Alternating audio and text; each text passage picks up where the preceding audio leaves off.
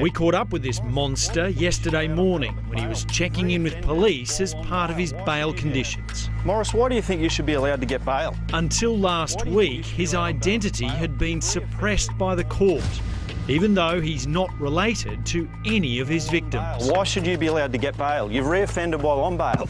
His wife was waiting for him in their car, sticking by her man despite his awful crimes. You think you're untouchable? When you've reoffended while on bail, why should you be allowed out on bail again? As a corporate high flyer, he gave plenty of interviews. Literally hundreds of thousands of dollars per week into the local community by way of the wages bill. Now, as a pedophile, he just wants to run. You think you're untouchable, don't you?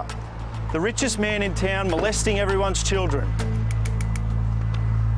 We just shake our head because forever we're saying, don't release these people, they're dangerous, they will commit further offences or they will harass their victims. And the system ignores us. The human rights of children are being ignored.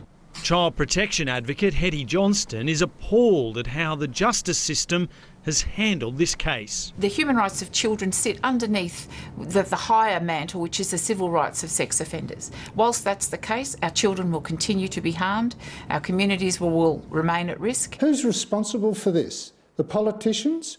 The lawyers that fight to get them out on bail? I wonder how they sleep at night.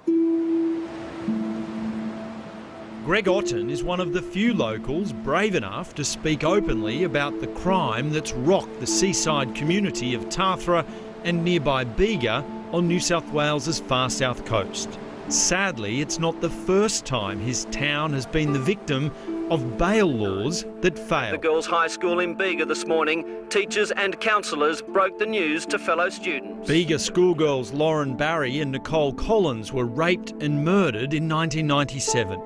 Their drug-crazed killer was free on bail, awaiting retrial on sexual assault charges.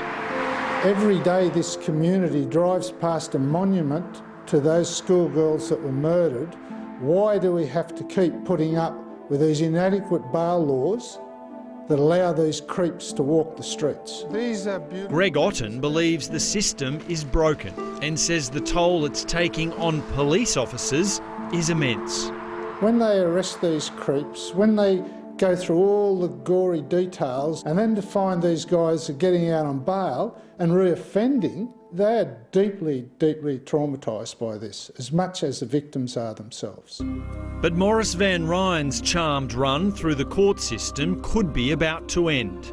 After the details emerged last week, the Attorney-General ordered an urgent review, and the DPP is now appealing the bail decision at a special hearing on Thursday. I'm sure if the DPP's children were in danger of being offended against by a pedophile, we'd have the wheels of justice moving a little bit quicker than they are at the moment.